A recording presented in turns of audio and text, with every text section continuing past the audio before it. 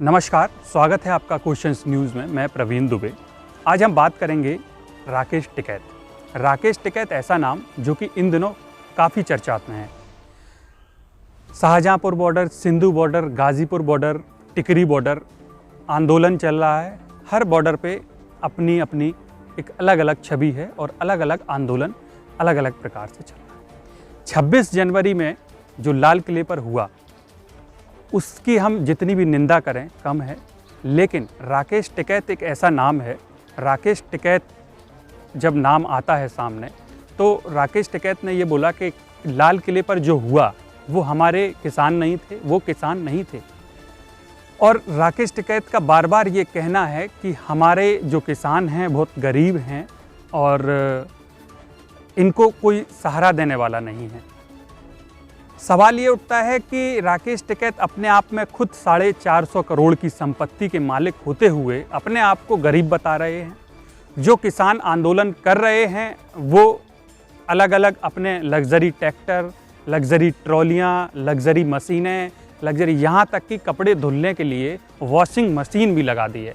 आंदोलन इतनी तेज़ तरीके से फैल रहा है कि लोगों को, जनता को परेशानियों का सामना उठाना पड़ रहा है।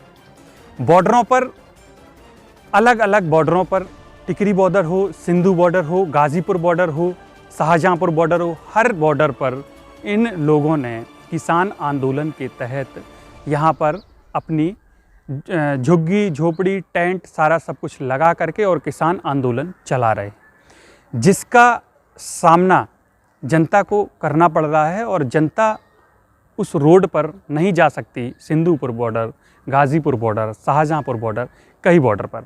अब सवाल ये उठता है कि राकेश टिकैत बार बार ये कहते हैं कि हम एक गरीब हैं और हम एक किसान हैं।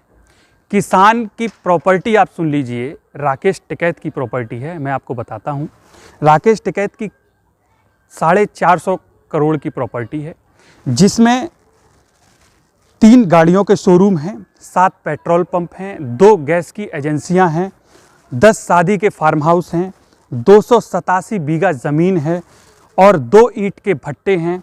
इसके बावजूद रेडी बालू का लूट का कारोबार है और 450 करोड़ के प्रॉपर्टी के मालिक राकेश टिकैत अपने आप को ये साबित करते हैं कि हम गरीब हैं, हमारे पास अनाज नहीं है, हमारे पास सरकार की सुविधाएं नहीं हैं, हमारे पास कोई भी ऐसी सुविधा नहीं है जिससे सरकार द्वारा किसानों को हेल्प मिल सके। अब हम बात करेंगे राकेश टिकैत की। राकेश टिकैत बार बार चर्चा में आ रहे हैं। राकेश टिकैत का एक वीडियो जो था वो हम आपको दिखाएंगे, जिसमें राकेश टिकैत रोते हुए नज़र आ रहे हैं।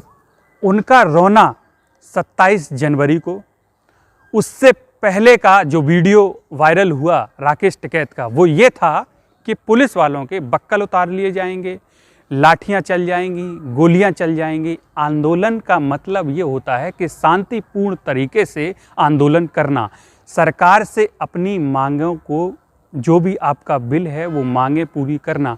आपका आंदोलन इस तरीके के फैलता जा रहा है, सरकारी संपत्तियों का नुकसान, जनता की संपत्तियों का नुकसान, रोड पर नुकसान, हर जगह इस किसान आंदोलन से नुकसान ही नुकसान नज़र आता जा रहा है।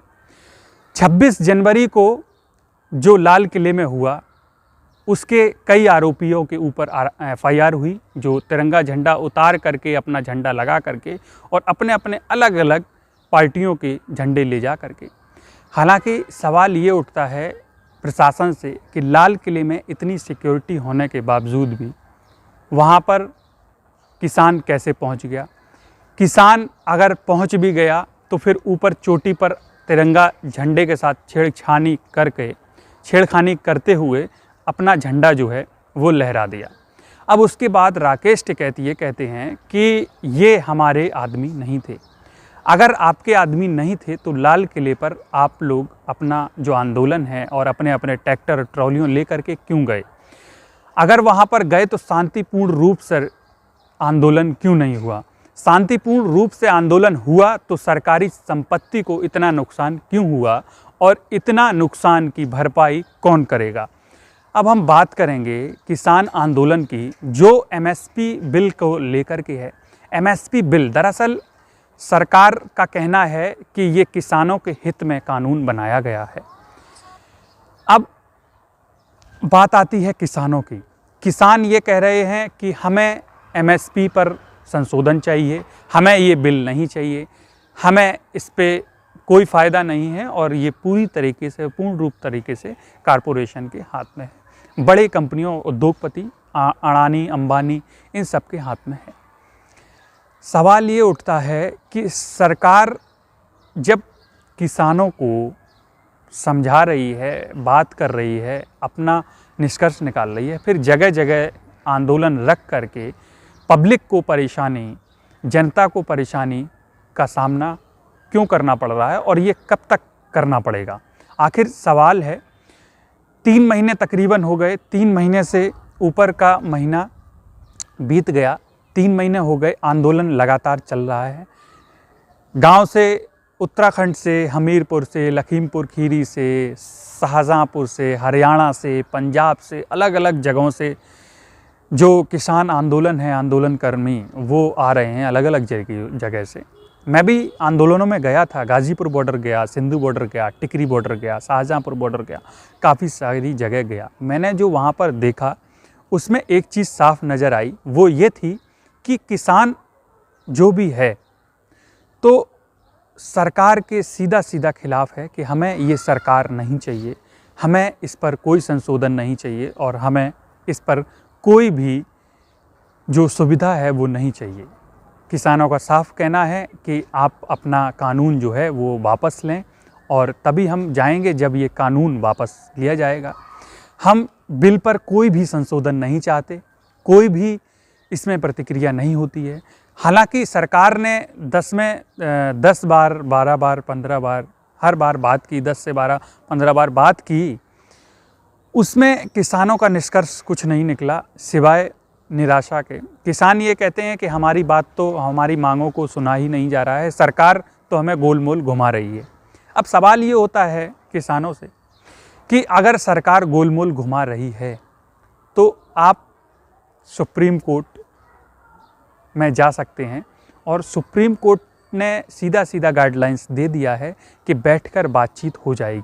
हालांकि सुप्रीम कोर्ट ने गाइडलाइंस भी दी थी सरकार को एक फटकार भी लगाई थी और ये बोला भी था कि आप अगर इस कानून को वापस नहीं लेना चाहते हैं तो इसमें संशोधन करिए, किसान हित में ये नहीं है तो आप किसानों से बातचीत करके आप इनके हित में जो भी संशोधन हो वो कर सकते हैं। किसान अपनी मांगों को लेकर अड़ा है और कब तक अड़ा रहेगा हम देखते हैं। चलिए, तब तक के लिए नमस्कार। आप देखते रहिए क्वेश्चंस न्यूज़, हम आपको हर पल की खबर देते रहेंगे। नमस्कार।